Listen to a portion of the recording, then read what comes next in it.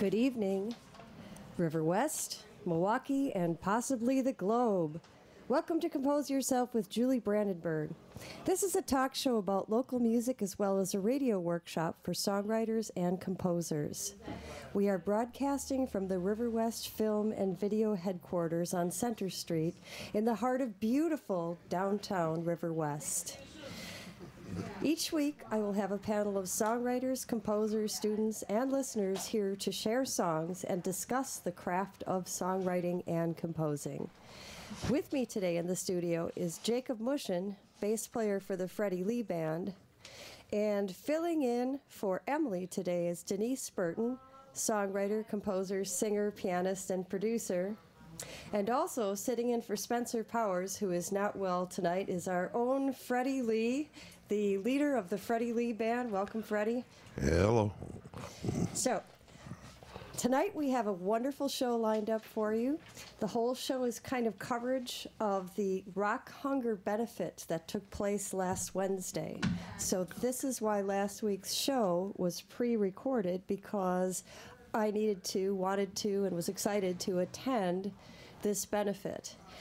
Before we go on, because the show is pre-recorded, I have to explain that the recording of the podcast and the broadcast from last week had some sound issues because my mixing board was frying out. So there was not much I could do about it. There was a horrible ring that I tried to filter out and tried to EQ out and tried to deal with, and that wasn't possible. So the sound quality is audible, but it just sounds kind of bad.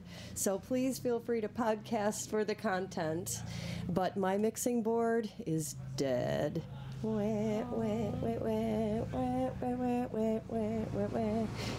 really miss the kazoo. Yeah, Spencer, we miss your kazoo. Yes. So I do have some good news, Fred. My keyboard has been blicked. Exactly beautiful. Yes, so I do have a working keyboard, but not a working mixer. So that explains why last week's broadcast and subsequent podcast sounds really funky. And I'm not talking about in the cool R&B, Freddie Lee, you and me kind of funky way. It's not so good. But we will live with it. So today's broadcast, as I mentioned, is coverage of the Rock Hunger benefit that we attended last week, and I was able to interview some of the participants, and then I obtained some of their music for us to listen to. So we're going to dedicate the show to discussing their work and discussing what we do at MATC and how the whole benefit came about. So today, I want to start playing the interview that I did of Ben Hands, who is our drum teacher at MATC. He's also the business teacher, the music business instructor at MATC, which is a fantastic class. I wish I would have taken that class when I was a young person. Denise, you took that class, right? Mm-hmm. Yeah, really good class, very helpful. You learn a lot, and it gives you way more things to build on even after you're done with the classes. For example, what type of thing do you feel you learned in Ben's class? I think the thing that really stood out to me was just how the music business was structured, especially when it comes to the royalties and things like that, because that can be a little bit tricky. Sure. But the way he explained it, it made it really easy to understand how everything's structured and the different steps you would need to take before you sign a contract and things like that.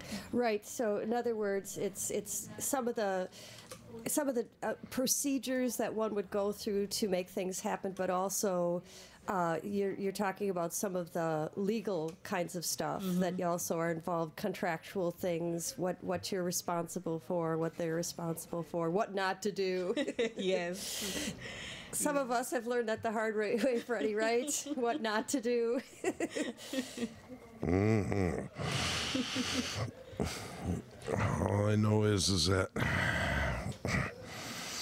there are people that come up in your lives and they will use your ignorance against you. That is correct. It's hard to learn things the hard way, which is why I think MATC is a really great place for a lot of students, because you can get some shortcuts. Yeah. You know, you don't have to make those mistakes and learn from them. You can kind of learn from those of us who have already made the mistakes, right? Yeah. So let's listen to what Ben had to say. He kind of explains what the benefit was all about.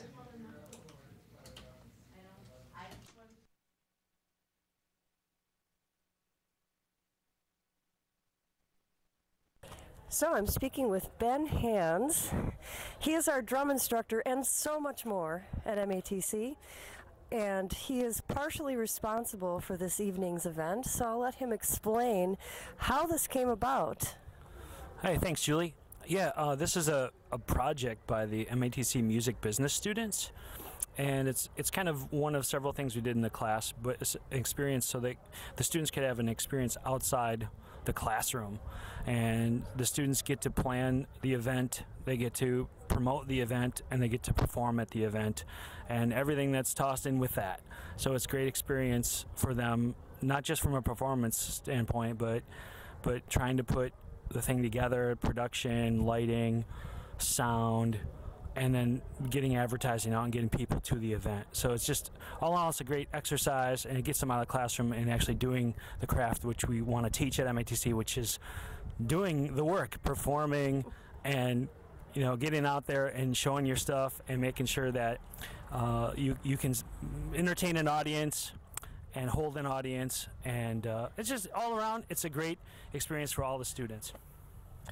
Right. So in other words, we teach all of the practical aspects of this in the classroom. You're teaching the drum techniques, I'm teaching vocal techniques and songwriting, and we put all these things together. But when you actually pull everything that we teach at that school at MATC together in one place in practice, it's you can't duplicate in the classroom what it means to go onto a stage, know how to hold a mic, know how to make a poster, know how to get your equipment to work, know how to get the band together, make sure everybody's there on time, make sure everybody's together, and these are skills that unless you've actually done a show, you can read all about it and it won't have any effect. So this has pulled everything they've learned into one place. Plus, great community too. Yeah, that's for sure. And we've been fortunate to work with Best Place that's had the shows here, the Rock Hunger shows, and the donations we get go right to the Hunger Task Force. And also we get a lot of the students involved in promoting the event and getting something going for charity. So all the students actually perform for experience, and then they donate their time, and the people that come in pay the admission, and that money, a lot of that money goes to the Hunger Task Force, and of course we're bringing in food for them too. So I guess it's kind of a win-win, because the students get experience, we get funding and food donations for Hunger Task Force, and we get actually promotion for the music program, because we know that our students can go out and do the gig. And we've heard some stuff tonight that was just totally great. I was blown away. Honestly, really, I mean, I've seen the students work, again, in the classroom. There's nothing like actually seeing what they're doing in the actual real setting. We just watched a wonderful set with Antoine and Kyle, and it was just mind-blowing, and the rest of the night promises to be really great too. Well, Ben, it was really great to talk to you. Thank you so much. Thanks a lot. Thanks a lot for coming down and for all the things that you do. So thank you so much. You bet.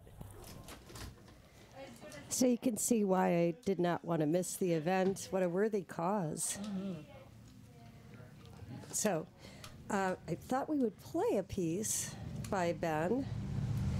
And as you know, Ben is a drummer, and he's written this song called Tides. So we're going to listen to the song by Ben Hands called Tides.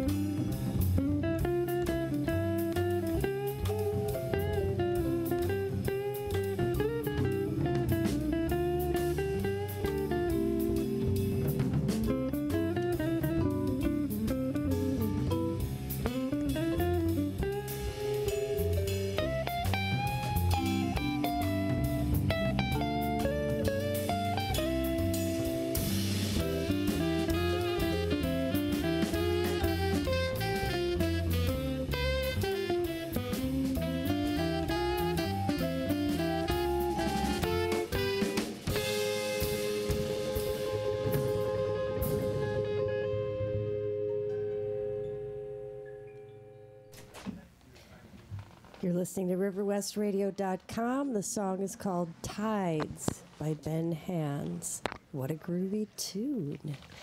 I didn't get any information about who was on this recording. I'm obviously assuming that Ben played the drum kit, but I wonder about who played. Was that marimba? Mm-hmm. That sounded like marimba. Yeah. It could be any number of people. I don't want to speculate, but it was sure pretty cool. What do you guys think? I really liked it. It seemed, at first I was thinking it was changing time signatures, but I think they just added some triplets over the 4/4. No, I think it did actually change time signatures. I was counting it. I think it went from 4 to 6 and then back to 4 and then back to 6. That's what that was what thinking. I counted. Yeah, because I know at the chorus part, it seemed like 4/4 over triplets, but I do know that part you was talking about during the solos where it definitely sounded like they switched from 6/4 to 4/4. Yeah, I was just going to say, I think you're both right. It sounded cool. Fred, what did you think? I liked it. I liked the chromatic horn. Yeah. I really liked that. Yeah, that sounded very, very neat. I do believe that Ben has an entire recording, and at one point I had it, I owned it. I think I bought it a long time ago, and I couldn't find it since I moved. That's kind of the case with a lot of things that I used to have. But I know that his music is available if you search for Ben Hands, and it's Hans. So if you're listening, and this is intriguing to you, yes, Milwaukee Area Technical College does have a music department. Really? We just heard one of the instructors' music, so it's pretty awesome. And as we were saying, this instructor teaches music business. So as you were hearing, out of the music business class, instead of just learning in the classroom and taking notes and taking a test, the students actually said, hey, let's do something, let's make something happen. So they put together this benefit, and I'd like to continue on with the interviews. When the event was first announced, the first thing that came out of it, of course, was visuals, a poster. And the poster was created by Stephania Beaufrand, and she did a beautiful job. I interviewed her at the show, so let's listen to that.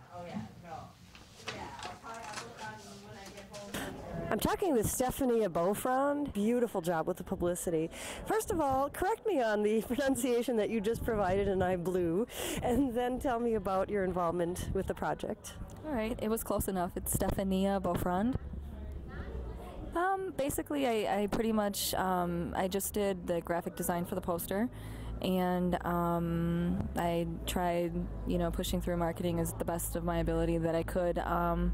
I almost had a connection with V100, but actually the submission was a little bit too late, so we didn't follow through with that. But I did Facebook marketing, and that's pretty much it.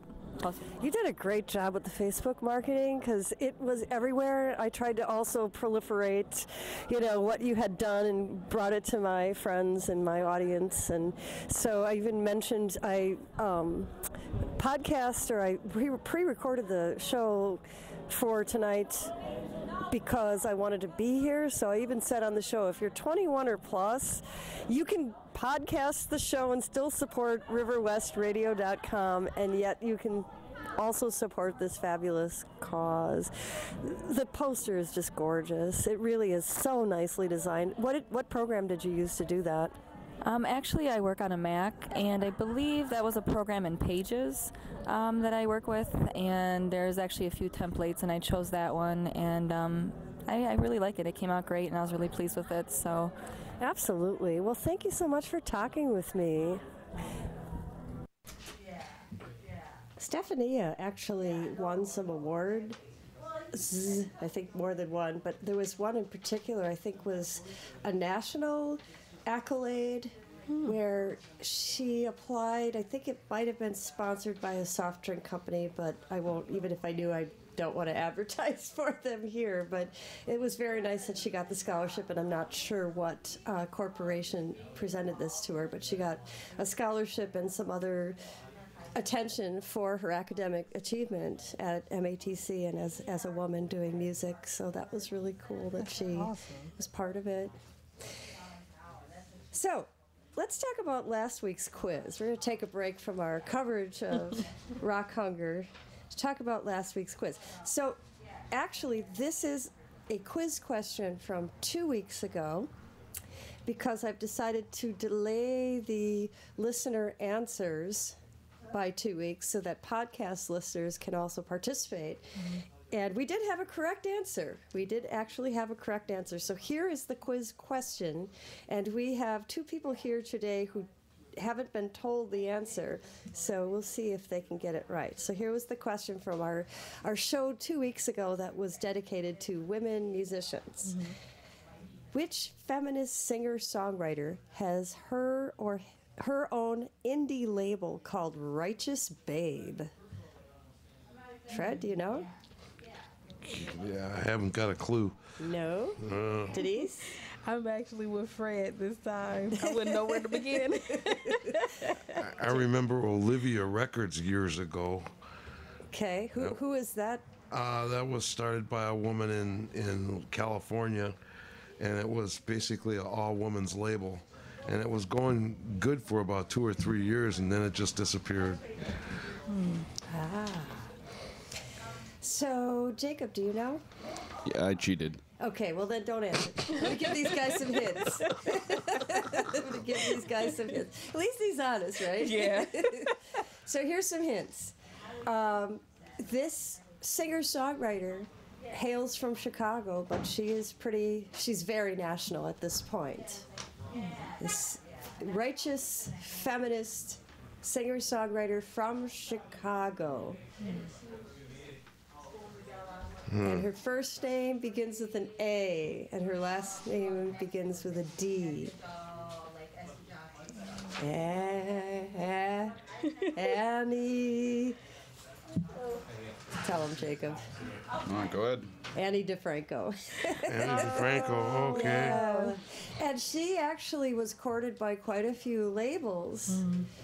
As long ago as 12, 15 years ago, she was one of the first people who realized, wait a minute, if I let the record label handle me, they're going to get half or more than half the money. Why should I do that? Exactly. Yeah. I've built all of these fans. I have this fan base. Maybe they could help me get a few more fans, but I already have plenty of fans, and I'm making all the money. So, gosh, we'll just stick with that plan. Yes, that sounds good to me.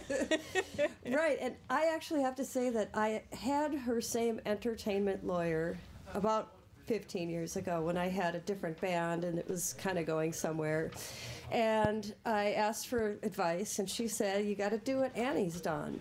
You have to build a following. You have to build people in your region, in your area. If you can build a fan base in your area that will stick with you, then record companies or booking agents, if you're not into getting a record deal, booking agents will take you seriously. Well, now, that was a long time ago already when the internet wasn't so prolific. So I think at this point it could be said, I don't think it matters so much if you have fans regionally. I think it matters that you have steady fans that are constantly, following your music and inquiring about your music and buying your music and involved with you. Because I know that there's a few bands out there that simply live on the internet and have fans from all over the world. That's very interesting, too, because I would think at the time where she was building her fan base, it was probably a lot harder and more of a face-to-face interaction. But like you said, with the internet and everything, you can really build a fan base just about anywhere. Yeah. Yeah. In fact, even the woman who's, now I'm forgetting the name of the band, Dresden Dolls, she does a lot of really creative things to survive as an independent artist. She also, I think she might be on a record label, but they're not doing a whole lot for artists these days. She does all kinds of things. Like, she'll do these crazy video installations and put it on YouTube, and then she'll auction off all of the items to her fans that are in the installation video. Wow. It's just, she does really interesting creative things like that. That's clever. Yeah, it's like performance art, and then she auctions off the art pieces. That's an example of it. So, Innovative women. That's what we're talking about here. Awesome. So, I have a quiz question for 2 weeks from now. And so we can't answer the question here. But here's the question.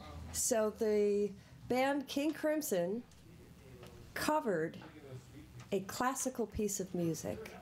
Don't answer. We are asking our listeners to send in the answer to what was the name of the name and the composer of the classical piece of music that was recorded by King Crimson. And if you know the answer, you can submit the answer to truejules@yahoo.com. That's TRUEJULES @yahoo.com. And you might get a fabulous prize of a local music CD. So truejules@yahoo.com. If you have any other comments or questions or would like to have your music on the show, please contact me as well. So let's get back to talking about the Rock Hunger benefit that took place last Wednesday. We're on riverwestradio.com, and we covered that event. So I'd like to move on to another person I interviewed last week, and his name is Mark Yashensky. And he was the student organizer for this event. Let's listen.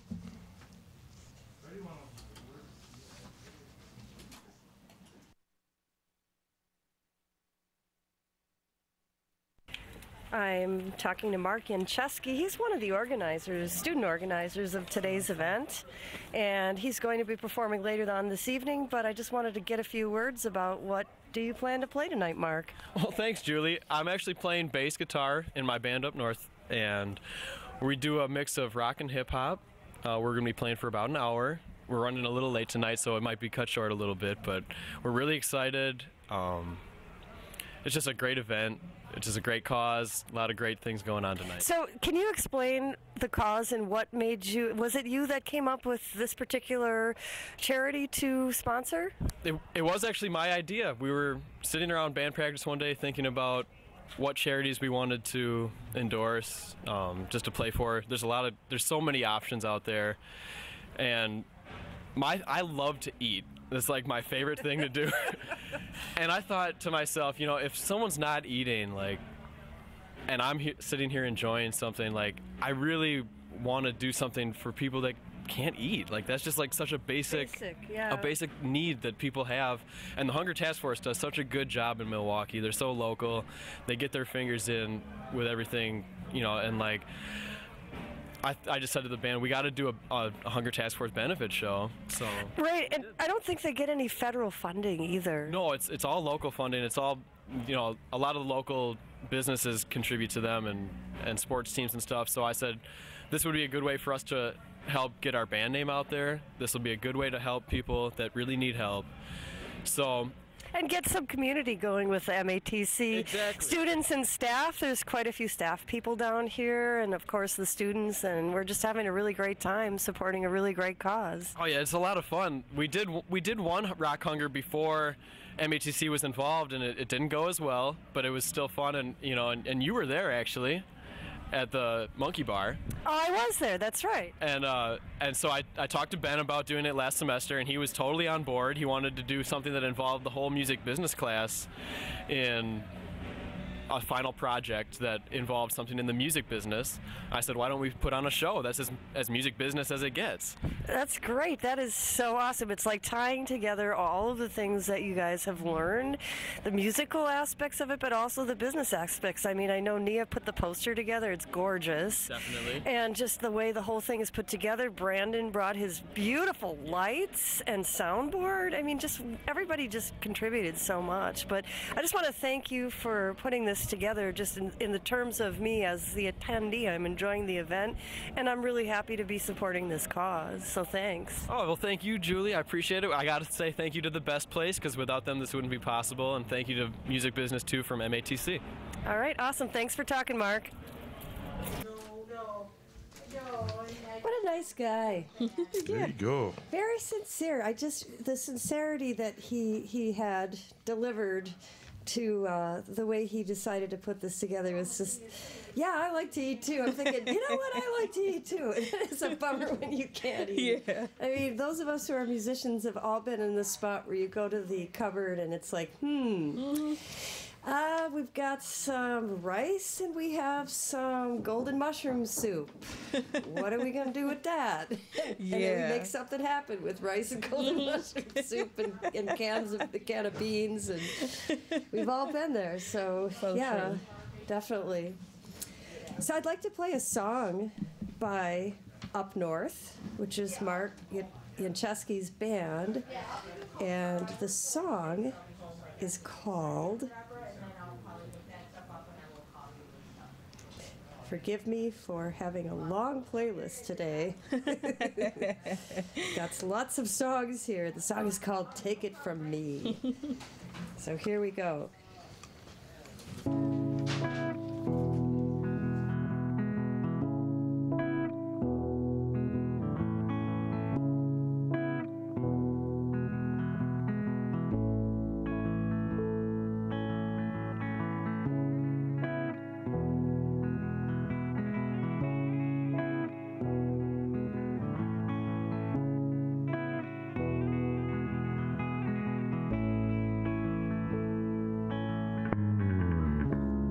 Time I got away from here, hanging loose with my feet hanging off the pier. And if you're with me, yeah, that's cool. But me and Mother Nature, well, we got some things to do. I won't be back until the falls by the calling, cause reception's unfunctional. If you feel what I feel, come on through. Sit back, just relax and just enjoy the view. This is life at its best, so fuck the rest. Drop what you're doing, cause you're making a fucking mess. Don't let the small things get you down. Take it from me, man, I swear I'll turn it around. Have you ever just wondered till your mind takes a plunder when you think you're going under? Take a second, just slumber, just kick back.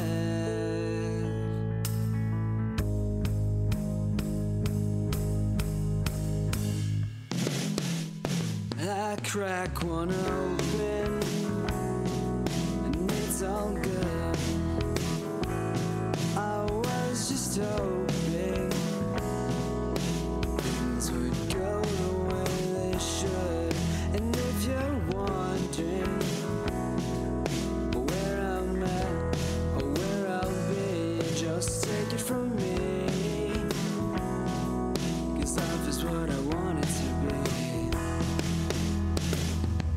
I flow slow, so every word's heard, every metaphor decoded, and every verb learned.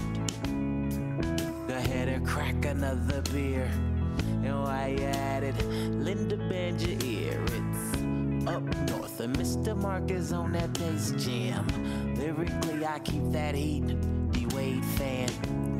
Call me Mr. with time, get better. Got that red wine flowing, they just let me out the cellar. Obviously, them shots got the better of me. Don't worry about it. Life is what I want it to be. I'm here to party. Point me in the bar direction. Blind bombshell. Instant erections. You got me guessing. I ain't stressing on it all night. Don't need a polar bear. I'm trying to break your ice. Corona lime and I'll do fine. Liquid courage steady. Got me speaking my mind. These women tell you that it ain't about your cash flow. I swear, it's all about cash, one bro. Open, and it's all good. I was just hoping things would go the way they should.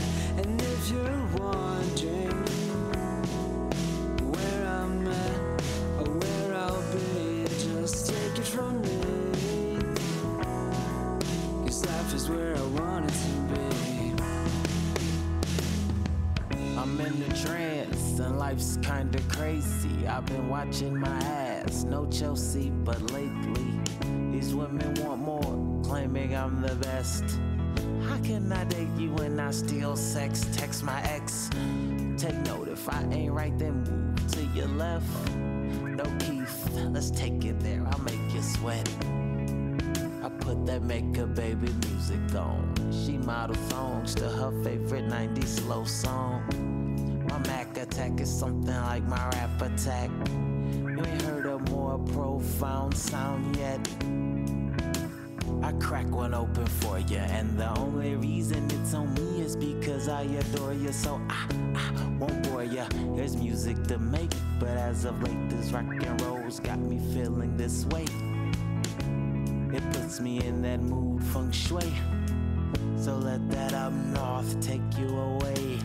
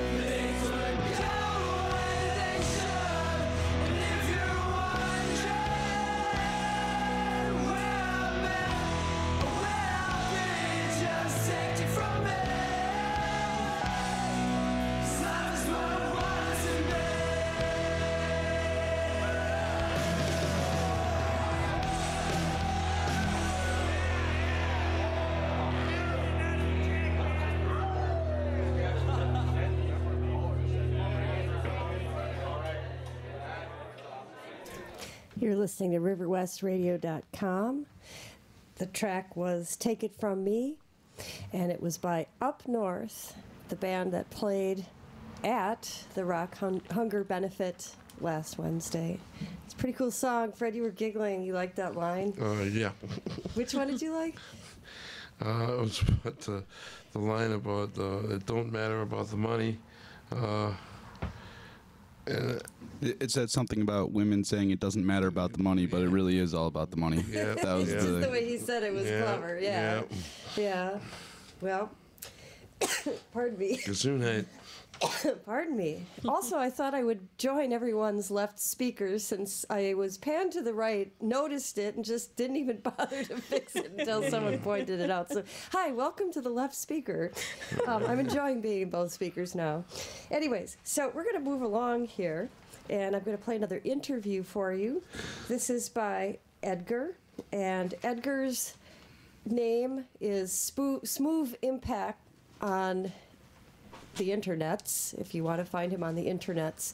I looked for him on the internets and found him everywhere, except you can listen to his music online. I wasn't able to get a hold of him to play something for you tonight, which is really disappointing because Edgar is a very, very wonderful singer and a really good songwriter. So I cannot stress enough that you want to check him out. I'll give you the spelling of his artist name, and you can find pretty much all of his stuff by Googling this. It's Smooth Impact, and it's SMOOVE, and Impact is IMPACTT, 2 T's. Okay, so we will not get to hear his music, I regret to say, but he's very fun to listen to. Let's listen to his interview.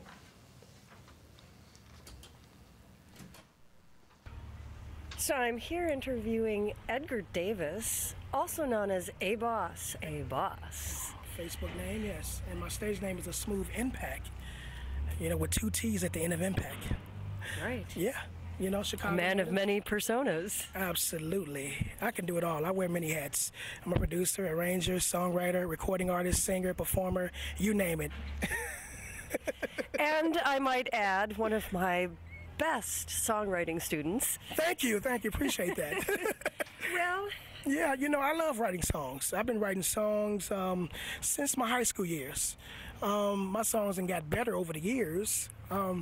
But basically, as far as my songwriting, I take from my different relationship experiences, and I take from all areas of life, to come up with the ideas for my songs. So, I'm a pretty hard worker when it comes to writing songs.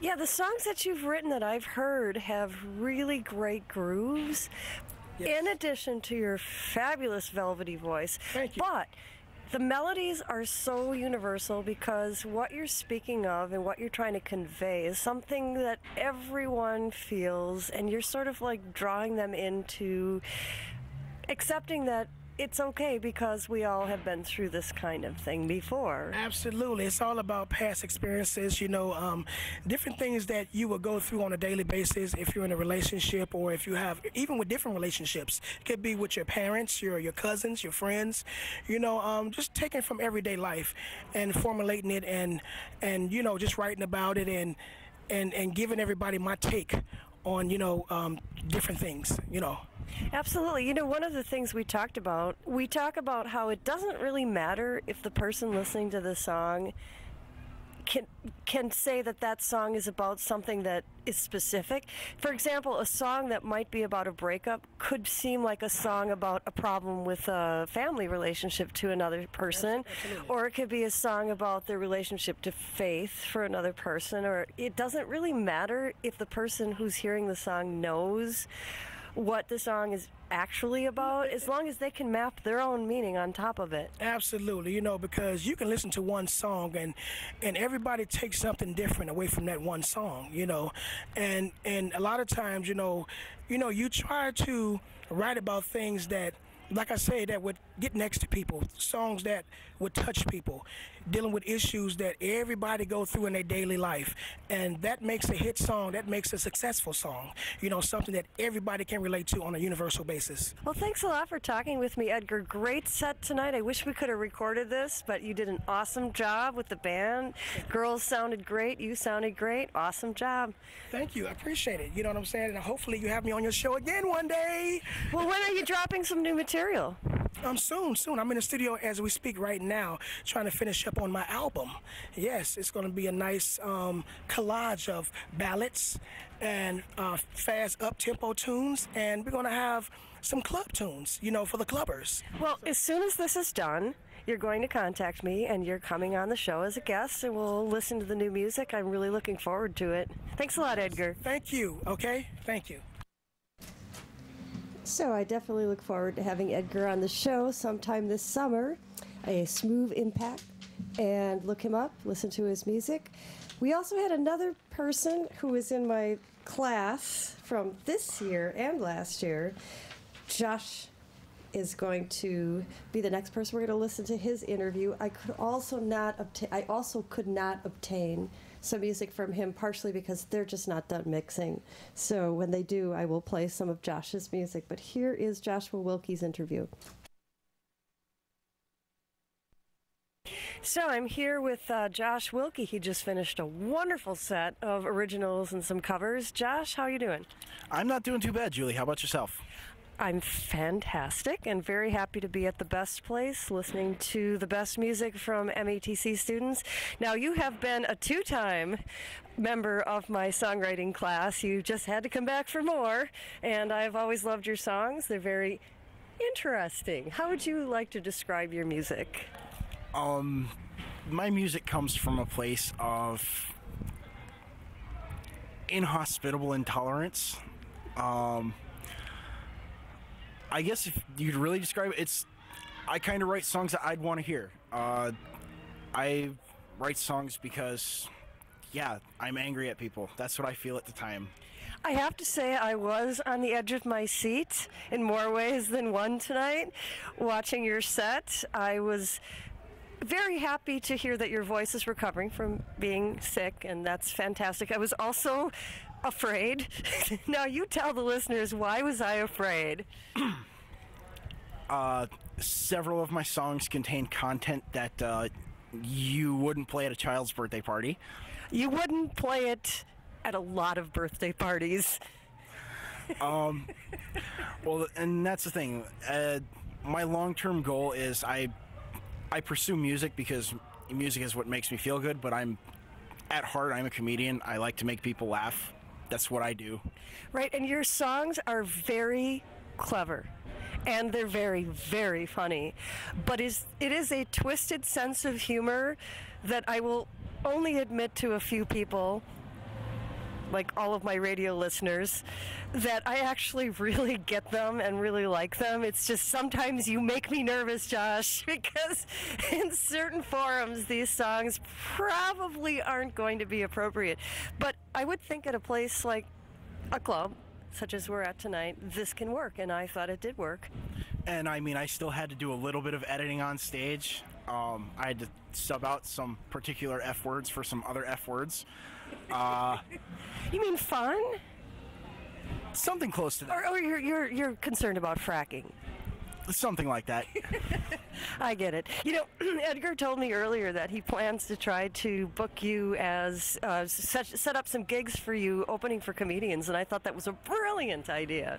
Yeah, he actually got me in touch with his producer in Chicago, Illinois, from Shiloh Records, and she was talking about, hosting me a couple places, Indianapolis, Chicago, Milwaukee, Madison, Minneapolis, the Midwest region, for opening up, I guess, for food and gas money, but hey, I'll take anything, That's always kind of fun. So when can I expect to hear some recordings of some of these songs?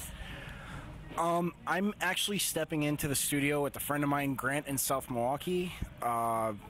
We should be getting into the studio, if all goes well, about June, and I should have some hosted by then. Awesome. So in other words, once this drops, you're going to contact me, and as we have threatened to do many times, you're going to be on the show. But I definitely am looking forward to hearing. We will have to do some editing in my studio. Half the song will be beeps. Maybe we can do something musical with the beeps. I'm not sure, because this is definitely FCC regulated radio. So we'll see how we can handle that. But look forward to Josh Wilkie's song sometime after June. Josh, thanks a lot for talking with us. Thank you for having me, Julie. Josh is a lot of fun. So we will be listening to his music later on this summer. So I keep talking about this songwriting class. We are talking about MATC. And a lot of people don't even know that the Milwaukee Area Technical College has a music program, but what's really fantastic about this program is a person can know nothing about music and come into the program and start right there. And I've seen people start with no information, knowledge, or any kind of skills, and they walk out of there playing the piano, playing the drums, writing their own music, producing using Pro Tools, producing using Logic. It's quite amazing. Mm-hmm. What is your perspective on this, Denise?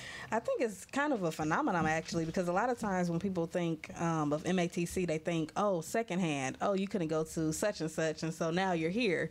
But for me personally, because I was going to go to UW, but they were so expensive for the music program. And when I heard that MATC had one, I was like, oh my goodness, this is way cheaper, way more convenient.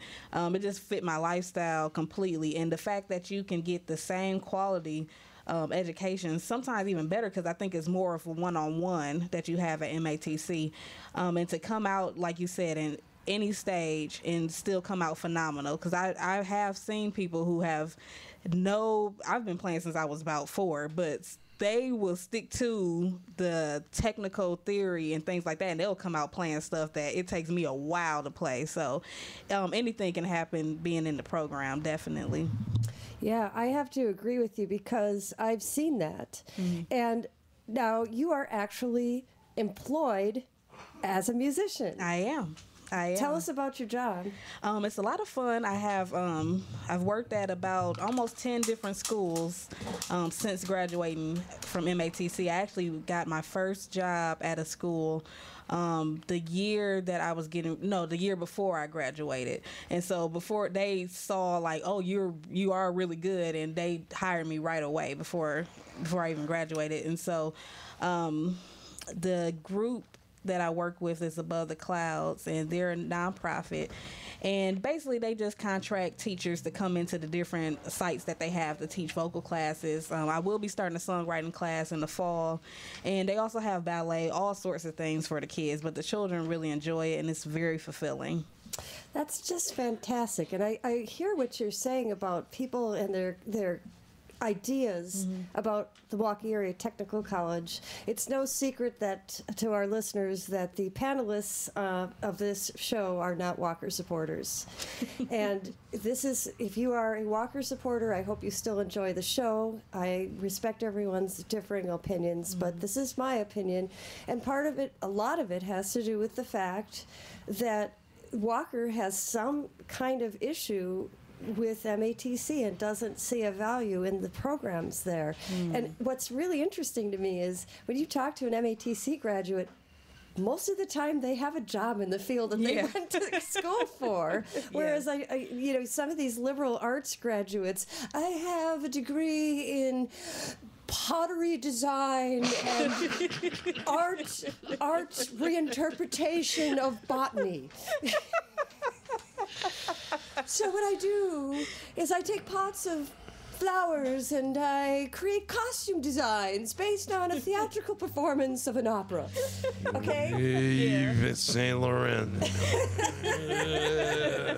So nice, but not terribly useful. Now, I'm certainly not going to diss the four-year college program as well, because that I'm a product of that and more. Obviously, you can start with MATC, start your career there, and if, for example, Denise, if you wanted to start teaching high school, go back and get some more education. But the thing of it is it got you started on a career already. You're already making money in a career. So if you want to go back and finish college and get the four-year piece of paper, you can do that, and then you'll have more knowledge and more skills. So MATC is a fabulous place where people are learning and doing fabulous things, Mr. Walker. So if you're listening, I think you should probably like MATC a little bit more than you do. Okay? And by the way, the teachers at MATC aren't making buckets of money. I can tell you I'm not. Anyone who knows me knows that, oh, well, gee, the car got stolen. Guess we'll be biking it from now on. So, yeah, that's where I'm at. And I wouldn't trade in my part-time work there for anything else, because it's very rewarding to work with students such as yourself and the students that we're hearing interviewed tonight. Any other thoughts before we move on? So let's move on. The next duo that were interviewed at the concert were just amazing. And once again, one of them is one of my songwriting students. His name is Antoine, and his cousin is named Kyle. Kyle is the more of the rapper, whereas Antoine is more of the singer, but they do write collaboratively. The song you're going to hear, however, was written solely by Antoine Reynolds. But let's listen to their interview first. I'm speaking with Kyle and Antoine. They just stepped off stage, and I'm telling you, that was a smoking set. You both collaborate in songwriting, Antoine and Kyle. Could you tell me a little bit about that? Well, the relationship kind of got started at birth. It's my cousin, so we've been hanging out all our lives and just doing music, and God saw fit to bring us together to work on an album, and as two separate artists, but working on a compilation album, and so it works out well. Yeah, I'd have to say exactly what he said, ditto. I mean, we hooked up. I moved up here. I'm actually from Indiana, and I moved up here in '99. And so since I moved up here, we just been working on music together, and here we are. I mean, some years later, doing some things for God. Well, I've been impressed with both of your work. I have the pleasure of counseling, advising Antoine, I would say. I don't know if I'm teaching you, but I'm absolutely, I'm advising. I'm advising. Definitely teaching. Definitely teaching. All right, right on. I have that honor and pleasure because you've come into the class with so much skill and ability, and so it's a pleasure to listen to your music and give insights. I love it, and Antoine has also shared some of Kyle's music as well as a branch off of what he does. So we have seen some of your videos in class, and on the show I'll look up the URL and I'll give that to the audience so they can hear what they can do to find your music, Kyle. But I'm hoping that at some point when you drop some new things that you can come into the studio and we can do an interview there. Definitely. But how would you describe what you are doing? Ministry. That's the bottom line to what we're doing. Drawing people to God, showing them that you can live for God, you can love God and still have fun, still dance, and still do all the things that most people would tell you that you can't do because you go to church or because you live for God. You definitely aren't a stuffy guy. You're really a fun guy. So I don't feel like you have any qualms about having a good time and still keeping true. Right. But you also had something very powerful to say tonight. You told a story that was very gripping about someone you knew that got caught up in the wrong thing and had suffered just a horrible death as a result. Can you tell me a little bit about what inspired you to then go on to write a song about it? Well, actually, the song was already written before that. It was another very similar tragic event that kind of took place before that, where a young man in my church was gunned down because he was involved with some things. And then, later on, this was just more proof that this song was needed to be heard and written and put out, called Over. And that, again, is on the mixtape, the Book Back mixtape. And it really just is a song that really I hope will open the eyes of people to see kind of what's going on around us, and then ask the question, what am I doing to stop it? But that's pretty much where that song stemmed from. And if you wanted me to tell you a little bit more about the story, I can. But basically, I had my young cousin in Indiana, and he died from he was involved in some things that he shouldn't have been. And, short story shorter, he was involved with some drug deals, and the cops came in, and they, there was some crossfire, and he ended up catching a few bullets to the chest, and ended up falling out of a window 2 stories high, and still had a gun in his hand, and received some more bullets from the cops, and, he just wouldn't give up. It overall was a really, really tragic thing to hear, just a gripping thing for the family to catch wind of. But short story shorter, it didn't just hit home because it was him and it was my cousin, but, this is what's happening on a day-to-day basis, and we're making music that really hopefully will open people's eyes again to see what's going on and become a part of the solution, and not even just, people will stand by and watch. So, yeah, I got that impression. I mean, I felt like you talk about ministry, and I felt like perhaps you were feeling like your mission was partially to bring people together, to, like you said, solve problems, see what the reality is. You're portraying the reality. You're just putting it out there for us to very clearly see, and then that's how people with their eyes open can come together and find solutions. It's not us over here or us over there, or people compartmentalized into groups that are segregated. I mean that in every sense of the word. So I think that what I got out of your music is, let's not do that. Let's get together and solve our human issues. We need to stick together, because by being divided, we don't accomplish anything, and the world is not a better place. I'm sorry. I was going to say, can I say something to that? And I think just being invited here tonight really was a catalyst for that. I mean, because normally, I mean, you know, you were in the same place that we were in.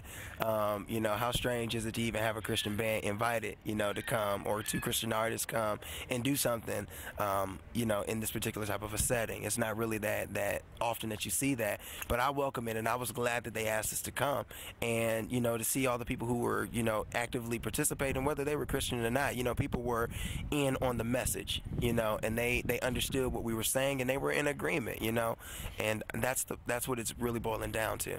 I agree. The message is universal. It doesn't really matter what your faith is or isn't. It matters whether or not you believe in the power of other human beings to do good and do right, rather than do destructive, unfortunate things.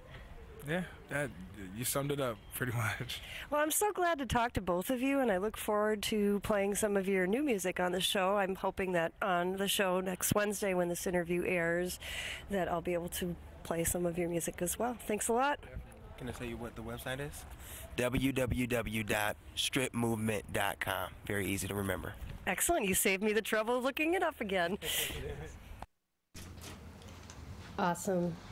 Yeah, those two are very accomplished, and luckily we can listen to a piece. In fact, I have two. If we have time, we'll listen to another one later. But we'll start with He Took Our Place.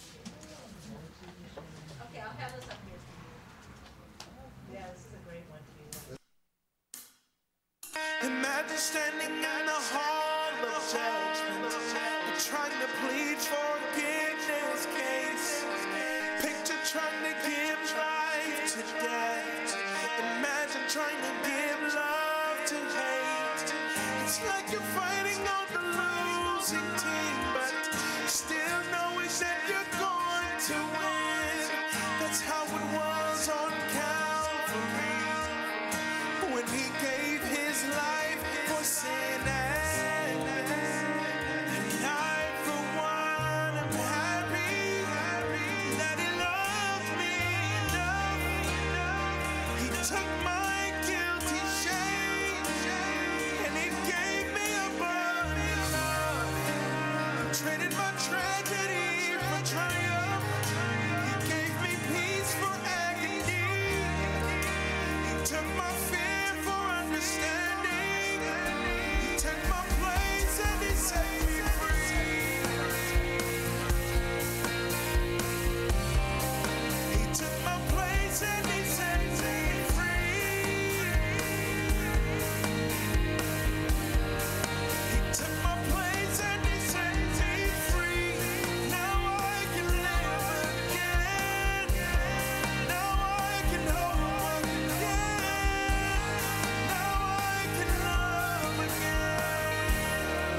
He took my place and set me free. It's like being in a crowd of people, but you still feel all alone.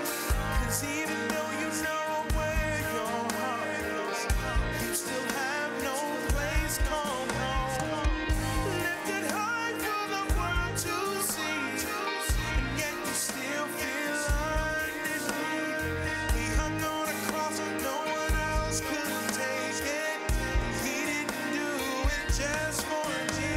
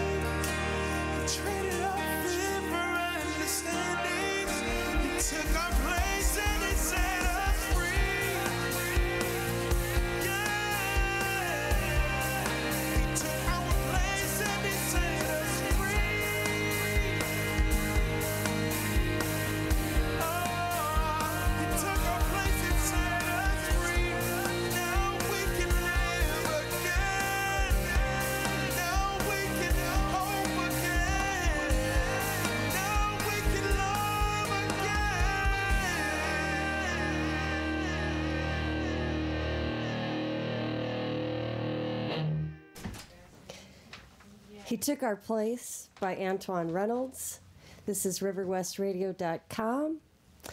And yes, I'm very proud to say that Antoine is my songwriting student. Sometimes, like I said in the interview, it is the case with a lot of my students like yourself, Denise. I feel less like I'm teaching. Teaching to me is like, okay, first you do this, then you do that, then you do this. Yeah. That's kind of what you do when somebody doesn't know anything.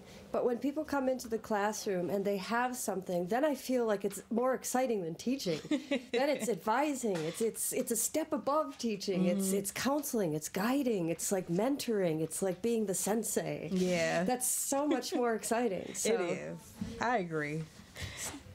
I think with even like with me working with some of the kids, I think there was a few students that really stuck out to me, mainly because they already had something that they could offer. They didn't come in as a blank slate. And you're right, it is exciting because it's like, oh, there's so many other things I can do with this particular student and develop them and their craft. And it's really good to see them go from one level to another. Yeah, definitely. So yeah, MATC, we've got a lot to offer. If you're interested in taking some music classes, you don't know anything, or if you know a lot. Now, we do have students that come in that play very well. And then they really sharpen their skills in areas that they never realized needed sharpening, such as what is the 5 of 5 in the key of D? That would be E. Okay? So that's the kind of stuff that you know, students who already come in playing guitar wonderfully, then they meet Steve and they're like, wow, I guess I didn't know as much as I thought I did.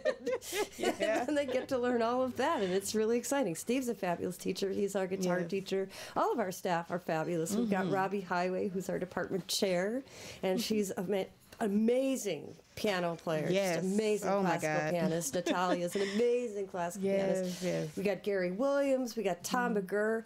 Oh my gosh. Bass teacher extraordinaire. Yes. We've got Hal Miller, bass teacher extraordinaire. Just a really super awesome, nice guy. Yeah, he is. Very funny, too. Who am I leaving out? We've got a couple more wonderful teachers down there. Yeah, Gary Williams, what did we say? We did say Gary Williams. We got Jim Reith on technology. Jim Reith. Oh my God! Jeff Taylor. Jeff Taylor. He's been there forever and just teaches one mean technology class. I'm telling you, he really knows his stuff. I've actually recorded some piano in his studio on his gorgeous Yamaha piano. Wow! And it just turned out so beautifully. I'm mixing. In fact, that's what I was telling you. I was mixing down earlier. Nice. Beautiful recording. So he's fantastic. There's just so much to offer there at MATC. And just plug in that today. That's kind of the theme of our show here on riverwestradio.com. You're listening to Compose Yourself with Julie Brandenburg. So let's move on. So there was a bunch of gals, you can tell where I'm at. A bunch of gals down at the music department this semester. Now, why I say that is sometimes the ratio of females to males in the music department is a little bit skewed, which sometimes the guys really like that, but those of us who are women kind of like to see other women down there. So this semester there were a lot more women than normally, and I was so thrilled about that. And so these women kind of found each other and decided to start a band called The Best Kept Secrets. Nice. What a great name for a band, especially because they're new, The Best Kept Secrets. So let's listen to their interview. All right, I am at the best place, and I have the best gals all around me at this time. This is Milwaukee's Best Kept Secret, and they are playing the benefit for Rock Hunger today. And I just wanted to ask each of your names. Can you tell me your names? Valerie Wild, Beth Wallace, Liz Dio, Justine Miller. So what was the impetus for getting this band together? Just to try and play out this summer. Right, so you met through MATC, is that correct? Yes. You've taken classes together, you just kind of found each other by being down in the department? We put up a flyer down on the bulletin board downstairs, and Justine contacted me through Facebook, and then we asked Liz. So when do we expect to see The Best Kept Secret besides tonight? When is your debut of your own show? We're gonna try to play at the Sherman Park Fest on the south side of Milwaukee, and then some clubs around downtown. Excellent. Well, keep me informed so that I can broadcast that on the riverwestradio.com show. What is your music like, actually? What type of music do you all do? Right now we've been doing some 70s and 80s covers, but we're writing some of our own music as well. I know that Elizabeth is an awesome songwriter because I had the pleasure of actually playing one of her songs at school, so I am looking forward to seeing what happens. And I've had the pleasure of hearing one of your compositions as well. So this should be very exciting. So we're talking about The Best Kept Secrets. Now, when I said I had the pleasure of listening to one of your compositions, I was pointing, as you cannot see by listening, I was pointing to Val, one of the gals, the first one, and she did write a beautiful piece for her composition class with Steve Peplin, and I'm going to play that for you right now. Steve kind of gave the students an assignment, Castles of the Mind. So she did keep the title of that, Mind Castles, because it really did reflect what it is she was trying to capture in the piece. Let's listen.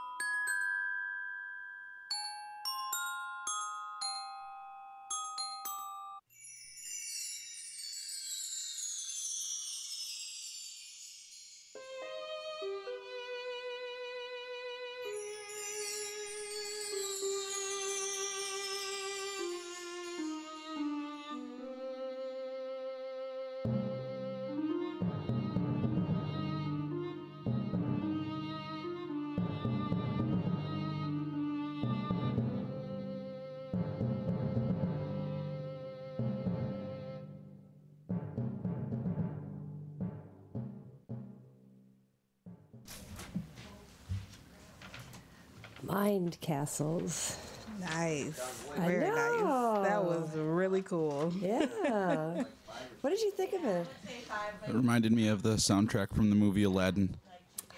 It kind of does. Yeah. You know, it's funny he said that because I wasn't thinking specifically Aladdin, but I could so picture I pictured Disney. Mm-hmm. I pictured a really beautifully painted Disney landscape. Yeah. And just seeing something really exotic. I pictured something exotic. You nailed it. Yeah. compositionally, I like what she does because, first of all, that chord progression. You weren't expecting those chords, were you? I was not, and I loved it every time it came in. I was like, man, that was cool. And I was just trying to figure out, like, where did she begin to start? Like, okay, I'm going to go here. I just really liked the fact that she tossed it in where it was completely unexpected. But I loved it. It worked. It was a major chord that came after, I think it was the minor 2, and then she goes to a major 3 or a major 6. I haven't really sat down to analyze it, but it's an unexpected chord that's not in the key. Yeah. It's a flatted note, so therefore it turns a chord major that would normally be minor. So it's really, really neat the way that chord progression works. And she repeats it just enough times, but not too many times, you know? And then she does something really interesting 3/4 of the way through. Did you guys catch it? Oh, not... What is the what bells? Are they called? Yeah, the bells. Nice. I was trying to think the drum things with the not a rain stick, but my mind was going somewhere else. But yeah, I love that. It almost introduced a new section. Like every time I felt like I was in a different place after the main part, the chorus, and then she would have a section of music that made you feel like, oh, you're traveling to a different section of the mind. This is a different area, and it was really cool. It felt like a journey. It did. Yeah. It did. Yeah, it totally did. Felt like I was picturing, a caravan across a desert. That was kind of that was why I thought Aladdin originally. Well, the other thing we talk a lot about, the golden section or the golden ratio. Do you remember we talked about that ages ago? That's the if you look at the Da Vinci anatomical man, that man with his arms stretched out and then there's a circle drawn around the man. It's showing that a lot of the ratios of the body are three-quarters ratios. And so a lot of architecture and a lot of visual art kind of uses that golden section. But in composition, it works there too. So I'm sure she wasn't thinking, well, gee, I'm going to use the golden ratio to insert some bells here. But I think, instinctively, a lot of composers, without really realizing they're doing it, will 3/4 of the way through something, they'll put some kind of a different kind of change. Think of a song with verse, chorus, bridge. And that bridge kind of happens, again, 3/4 of the way through. So it's a very strong compositional element. It's not a rule, it's a device. But she does employ that kind of golden mean ratio right there. So that's where she introduces something new by bringing a different timbre into the picture that we did not hear before. And so that alerts the listener, like you said, hey, this is a new part. But it also gives us something fresh right about the time when we need something else to happen. So that really works. It's very strong compositionally. So that was the work of Val Wild. And now it's time for, we don't have the kazoo, so you guys have to do mouth noises. It's time for... That was terrible. Shameless. Hey, she's trying, people. Hey, what do you expect? She did not rehearse for this. I did not warn her that Spencer was going to be ill and was not going to be able to do the kazoo. So, shameless. Self. Promotion. Woo. Very good. It's not the kazoo, but you tried. Yeah, thanks. So as you heard, I just went on and on about composition, and Steve Peplin is our composition teacher at MATC. I'm our songwriting teacher at MATC, which is a lot like composition, only it has the element of lyrics, whereas Steve's class is instrumental, which has its own unique challenges also, and you've taken both of those classes, so you know how they compare and contrast, but they're both really fun. And as a composer, I also write some instrumental music. The piece I'm going to play is called Miles from North Avenue. And we just heard a piece by a student using different technology elements, different MIDI orchestration techniques. This piece was done a little differently. I composed the piece by taking small samples of it's just really short samples from the album Bitches Brew by Miles Davis. And then I process these samples to create all of these strange loops and sounds. And you really can't, there's only one place in the whole composition where I reveal my source material. In other words, there's one place where if you really listen, you can tell, hey, wait a minute, that sounds like John McLaughlin in there. But other than that, you wouldn't be able to tell. So it's a piece for electronics with a live electric violin player over the top. So the violinist who played live on this recording is Tom Hansen. The piece is called Miles from North Avenue.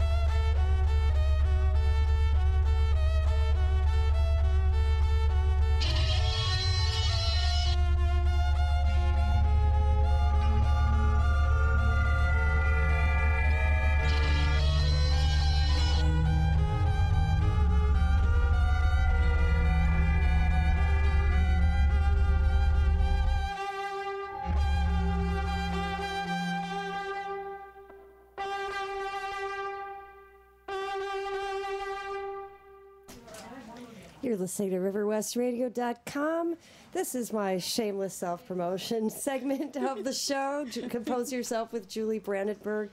And that was my piece, Miles from North Avenue, written for electric violin and sound samples taken from Miles Davis Bitch's Brew. What do you guys think? So cool. Well, we're only about 4 blocks from North Avenue right now.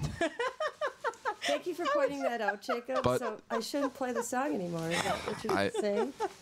I liked it. I thought it was pretty cool. I mean, I'm a Miles Davis fan, but I liked the time signature changing near the end. I thought that was pretty cool. It just kind of, it was in 5 for a little while. It sounded like you went to 3 for a little while, and the dissonant violin playing was really cool because the stuff that went with it, you couldn't really tell what it was at all, but the violin was pretty consistent throughout the whole song. Yeah, I think in our headphones tonight, it seems like the background electronics didn't quite come through as loud as they would on a regular stereo. So it could be that our listeners got to hear, especially if they have a subwoofer. Their floors were hopefully vibrating pretty badly because I did some really low end stuff with that. I thought it was really cool because it reminded me a lot of a film score. And what I kept picturing in my head was if I was thinking of classic films, different genre classic films, but if somehow they were able to get out of the TV screen, that's what that would sound like, especially with the electronics and the friction and the just the different tones and things. Like if they were somehow able to get out of the TV screen and into our world, that's what it would sound like. So it was very I loved it because I've been rightly accused of being just thinking too much about things, and it's so cool to be able to have the time signatures like Jacob mentioned, but with the song still having an element of it's free. It's not constricted. It's with time, but it's not constricted to the time, which I thought was really cool. Right. I believe most of the section of this, if I recall my notation on this, was without bar lines. But you're right. The feel of it at the end definitely falls into symmetrical changes. And I also would accuse you of thinking too much, and I consider that a compliment towards you. This is what I like about you, is you think so much. So thanks. But yeah, the piece. But most of the electronics, like I said, were processed and processed and processed. A lot of times what I'll do is I'll take what we call the envelope of one sound and I'll place it, and what happens is the computer will kind of analyze the different peaks, frequencies, and sort of sum up according to what ratio you tell it. So if you tell it, I want all of the really high, frequencies to come through and be seen by this other sound. So you're basically combining two sounds, but you can control how much of one sound or the other is influencing the other. And there's a bunch of different things. One of my favorite programs is SoundHack, and it used to be free. Now I think it costs some money, but it's a really great plug-in and standalone program as well called SoundHack. And it was developed by this professor from Champaign, or University of Champaign-Urbana. It's a really cool program. So I use that a lot on this piece. Very nice. Was that it? Let's move on. So that was shameless self-promotion, and we are going to go back and listen to another interview by one of my students from MATC, who is also, once again, one of my songwriting students, and I coached him on the song we're going to hear, but let's listen to his interview first. This is Rob Roach. So I'm talking to Rob Roach right now, and he's about to play a set at the Best Place. And Rob, tell me a little bit about your music. Well, tonight what we're going to be doing is we put together a cover set that's aimed to covering a lot of different genres of music, so everybody have something to sing to and and enjoy, and hopefully be able to sing along to it. So we've got some alternative rock, we got some kind of jazzy pop tune in there. Stuff like that, basically, so everybody can have a good time and sing along to it. That's great. I mean, you're trying to basically get something going tonight that people can be feeling familiar with, and so they know it. But I know that you are a very good songwriter because you're one of my songwriting students, and I'm very happy with the things that I've seen you come up with in class. So tell me a little bit about your original music. The original music that me and my bass player Chris Hummel are writing together has basically kind of been categorized as being a mix between like hip hop, pop, and alternative rock. So what we're trying to do is really kind of have like a good groove to the music, you know, so people can, you know, bop their heads to it and really get into the tunes. So we're working on releasing an EP, a 5-song EP by fall, and we're about halfway through it already. I'm looking forward to that because I've actually had the pleasure of working with you on forming some of these songs. Just a few suggestions. It's not like you need much help. It's really good music. I love it. It's, you know, you said that it's all these amalgamation of all these things, but that just hearing the description still doesn't quite describe the music. We just have to hear it because it is very original. So it's not really just an amalgam of those styles. There's just tinges of those styles involved, but overall it's quite different. So when can I expect to be able to play your music on riverwestradio.com? Well, we're going to have the 3-song demo will be finished probably by the middle of summer, towards the end of summer, and that's when we're going to start releasing stuff to like iTunes, and it'll be up on the website, robroach.com. So yeah, probably around, I would say, towards the end of summer, beginning of fall. Well, you be sure to contact me and let me know, and we'll have you on the show to play your new music for our listeners. Thanks a lot, Rob. All right, thank you. So Rob actually gave me permission to play a demo, and I will be doing that. I have to say that we're a little bit relaxed about that on the show. We have played some things that are demos tonight, or that are just, you know, not quite finished, mastered, in the can, final. Denise and I were laughing last week because when you do a lot of mixing on your computer, you end up with Miles from North Avenue, and then you have Miles from North Avenue, mix 2, Miles from North Avenue, final mix, final mix. No, this is really the final mix.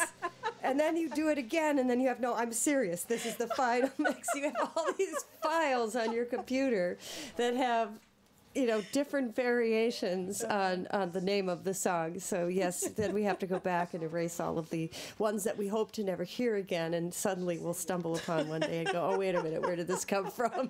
I just did that today, actually, because when I came home from work, Chris had mixed down my song again, the one that will be playing next week called Ocean Floor.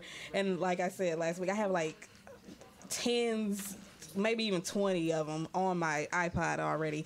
And I named this one OF Radio. So I can find it really easy. So I'm not going through and seeing this long title of Ocean Floor 1, Ocean Floor Final, Ocean Floor Low Mix, Ocean Floor Mid Mix, and just all sorts of stuff. But by next week, there's going to be OF Radio 1 and OF Radio 2. So Yep, so true. And it might be because I just thought of something else I wanted to add. So.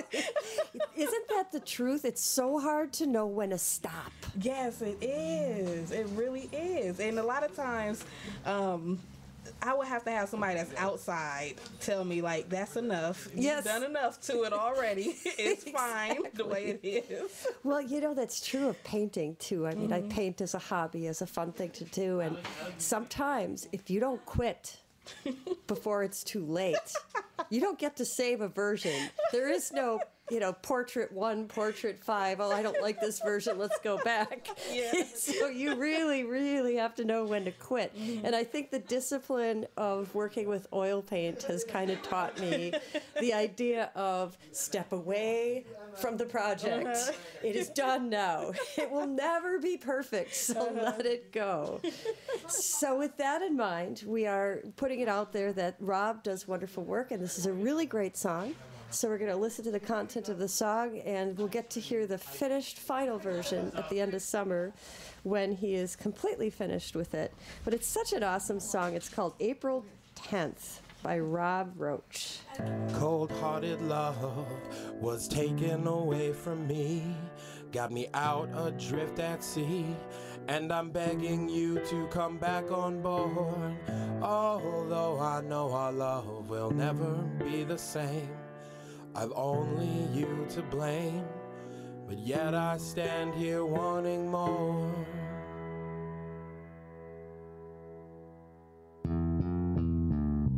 I could never get a word in edgewise. Watch the edge of your dagger-filled eyes as they slide, yes, they glide till they find an impact point to dig deep inside. The inane hurricane of complaints that spills past your lips on a day-to-day, writing out the eulogy of things my way, letting me know one of us will be okay. Well, okay, I'm okay. Little lies by their time and dissuade. They keep me locked up and hold me in sway till I Stockholm, kneel down and obey. Although I know our love will never, ever be the same.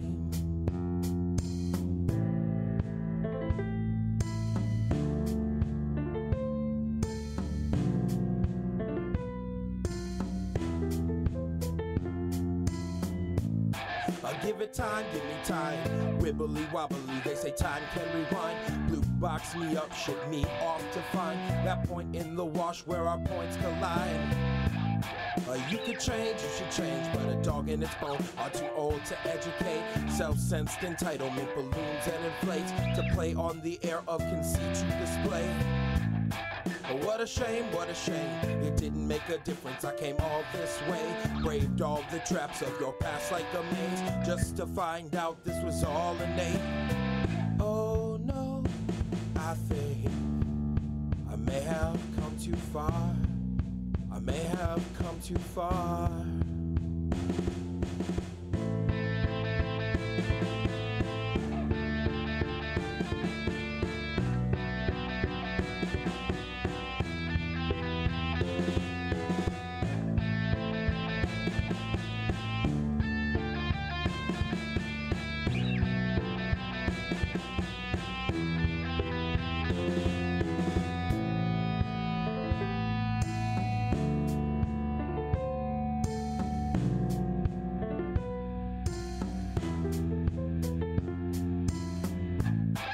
Heavy words manufacture the prison of minds that traps hopes of rapture. Neatly knitted knots of lies help to capture this hopeless plea to its deaf benefactor.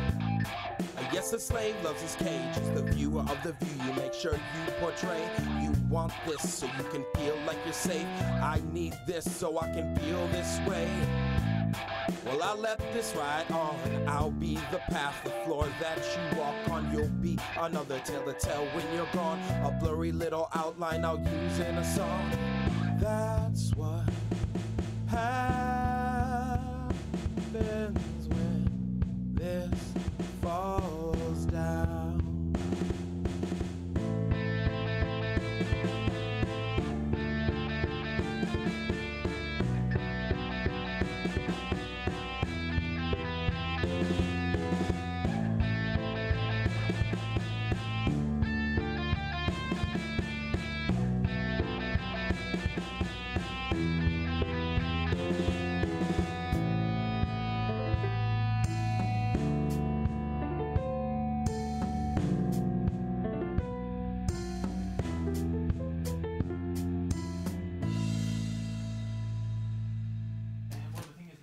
Rob Roach on riverwestradio.com. So if you just picture a screaming guitar and real drums and a real bass, then you'll be there. And you know, for some reason in our headphones, the bass is really not very present. But I know in this recording that it's a really cool bass line. It's a very hooky bass line. So hopefully it's just our headphones and not what the listeners are hearing. What do you guys think of it? Well, I thought it was catchy. It was definitely very rock and roll. That was one of the purest drum beats I've heard on anything on our show ever. It was very just in the pocket the whole time, and I like the sound of his voice. He sings with some emotion. He's definitely telling a story. I got kind of a Sublime feel out of that when I was listening to it at the beginning. That was sort of what it sounded like to me. I think he is a Sublime fan, so yeah.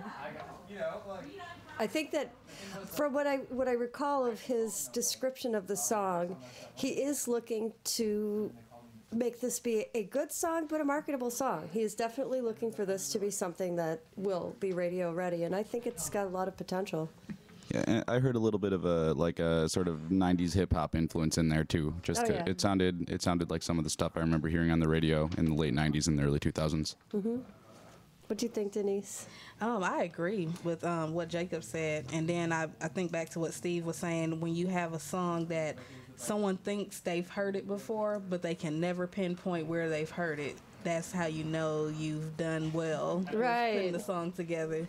And I love the title, because a lot of times we feel like the song has to be the main word in the chorus, the song title, but I've been straying away from that myself, and I love just April 10th because it's so subjective. It can be anything, right? You know, April 10th, and then you might think back, what did I do on April 10th? True. You know, and it's just really, really cool. So It's abstract too. Is that like somebody's birthday, or was it April 10th of a certain year, or?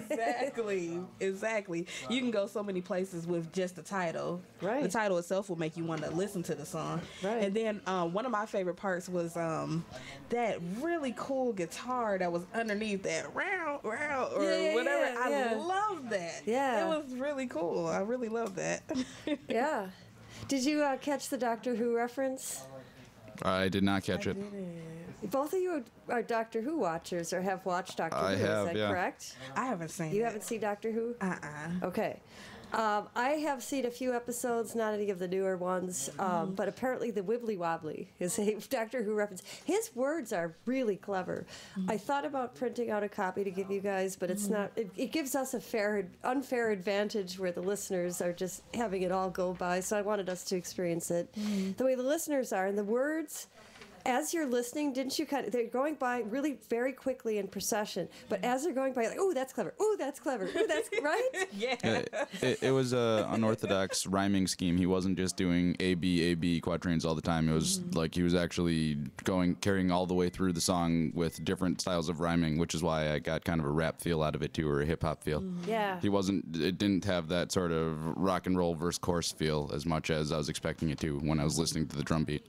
Yeah, he really works with saying something in an original way, which is what we talk about a lot in that class, is instead of saying, oh, I'm really sad, you have to find a way to say it where it's a very unique blend of sadness and many other emotions, or just any description of any event, you know. And he does that throughout. It's really clear that he's talking about something in a cynical fashion here, and yet he's poking fun of himself too, because he's like, well, this woman is, got me wrapped around her finger, and she's no good, but here I am taking it again. I'm on the boat floating down the river with this, and there's not much I can seem to do about it. A dog in his bone can't seem to change is one of the lines. Very, very good. I think he's meeting him and her. They're both kind of stuck in this thing, and that's. Yeah, clever stuff. I think it was also really cool how it was the same chord progression, but it never got tired of it because of the fact that it was so much that he did with the rhythms and with the melody, and having room for breathing where the instruments spoke for him, where you just really don't notice that the chord progression stays consistent. It was so awesome the way they did that. Exactly.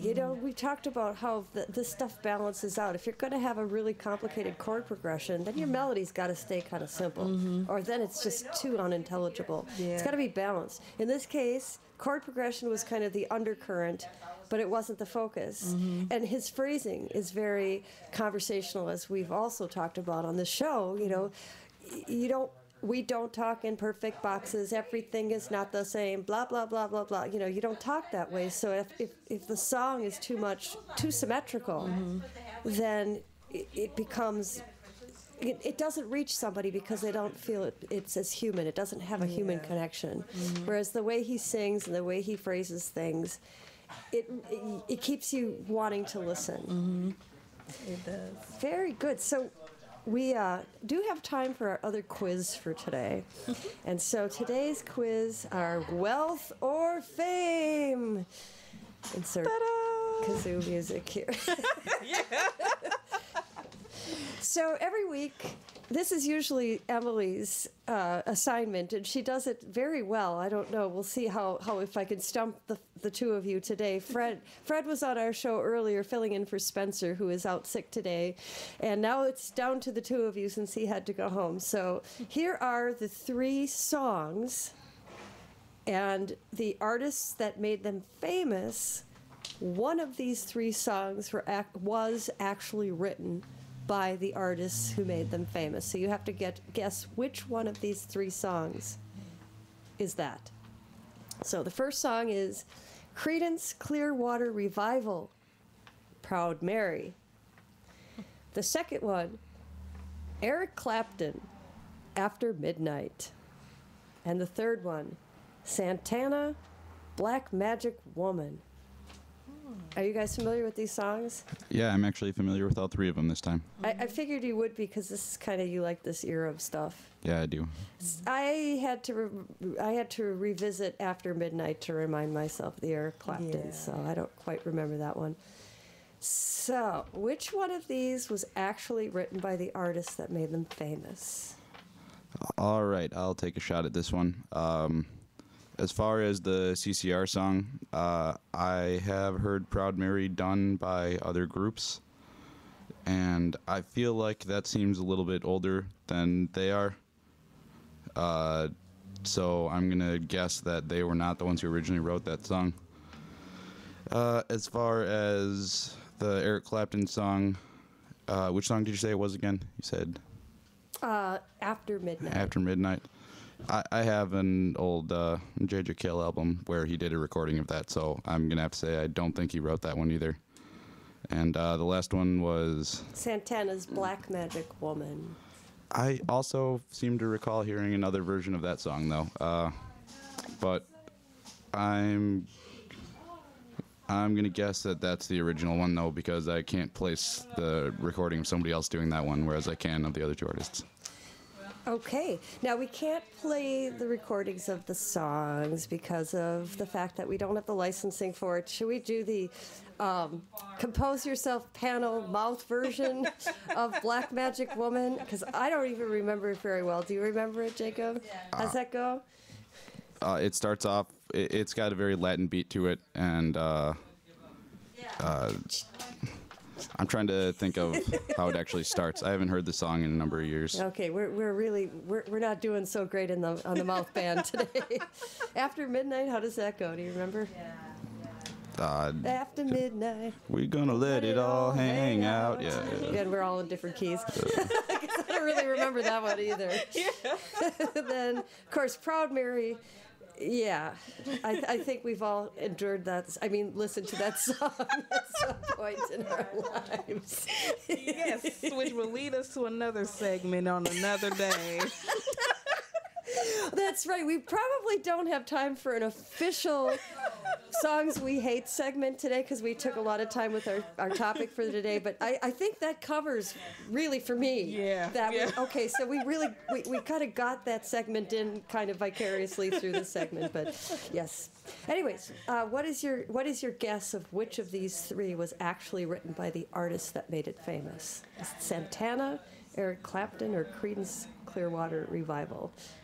I think I'm going to go with Eric Clapton. I don't have a particular reason besides the fact that I may have heard through the grapevine that he writes some of his stuff.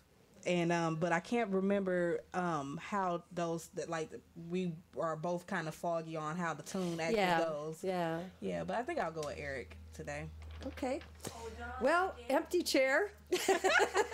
What do you think? Well, no, the empty chair is having a hissy fit over there and is refusing to answer the question. It's really unfortunate. And I wish I could pick on somebody in our studio audience to answer our quiz question, but everyone's running away as I'm trying to recruit them, and there's some dogs walking outside. They may know the answer. But since we are missing some panelists, I stumped you guys. Yeah. I stumped Jacob for the first time since we started this segment. No, the second time. You got me on like the second or third week, too. Did I? Oh, okay. That was actually Emily, because she usually does this. So, I gotcha. Ha ha ha ha. He really knows his stuff. I know. That's why I'm like really triumphant right now. My head's going to be big all night. So definitely. So CCR did actually write Proud Mary. Now, the way I thought I might stump you is because Ike and Tina Turner recorded it and made it pretty famous. That's the version I remember hearing. I guess And I almost flipped it the other way. So I'm glad I kept it the way I did. Yeah. Eric Clapton, you were correct on that, Jacob. J.J. Cale. Oh, no. He was he wrote that. Yeah, he wrote a lot of the songs that Clapton did. He wrote Cocaine as well as a number of the other ones that Clapton made famous over the years. But I think Denise is right. I mean, Eric Clapton has written a lot of his own music, too. Yeah, he's written a lot of his own music. He's just done a lot of blues cover tunes. So the one that got you, this was a surprise for me, but I thought for sure this wouldn't get you anyways, but it did. Santana, who is very famous for writing all his own music, did not write Black Magic Woman, even though when I think of the song, I think of his version and the Latin percussion that we tried to recreate unsuccessfully here because we don't really remember. That actually was written by Peter Green of Fleetwood Mac. It's written by one of the members of Fleetwood Mac. I never would have guessed it. Well, that wraps up another edition of Compose Yourself with Julie Brandenburg. And I want to thank Denise Burton and Jacob Mushin for being our panelists and the empty chair. Thank you so much for being there. Previously, the empty chair was occupied by Freddie Lee, who was taking the place of Spencer, who will be back next week. So we're going to go out today on Compose Yourself with a piece by Steve Peplin. That was Denise and Val's composition teacher. And here's a piece by Steve Peplin called Infinite Stairways. Have a great week, you guys. Yeah, I would be, yeah.